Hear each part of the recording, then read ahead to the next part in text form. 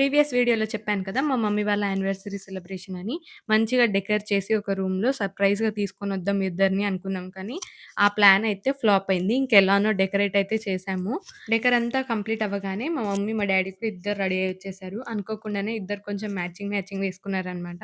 మేము decor start చేయకముందే వెళ్లి కేక్ అయితే తీసుకొనొచ్చాము. యానివర్సరీ, బర్త్‌డేస్ ఇలాంటివేమైనా ఉంటే కేక్ కటింగ్ మస్ట్ కదా! ఇంకా మ్యారేజ్ తర్వాత రిసెప్షన్ జరుగుతుంది గదా! వాళ్ళు ఆ రోజు ఒక కేక్ కట్ చేశారంట. అప్పుడు తర్వాత మళ్ళీ 21 ఇయర్స్‌కి ఈ రోజైతే కేక్ కట్ చేస్తున్నారు.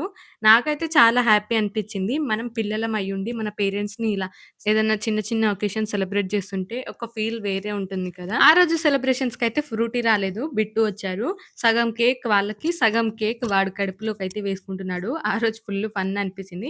నేనైతే మా మమ్మీ వాళ్ళకి ఒక గిఫ్ట్ ఇచ్చాననమాట. ఆ గిఫ్ట్ డీటెయిల్స్ ఏమిచ్చాననేది నెక్స్ట్ వ్లాగ్‌లో అప్‌లోడ్ చేస్తాను. ఏమిచ్చానో అప్పటి వరకు గెస్ చేయండి.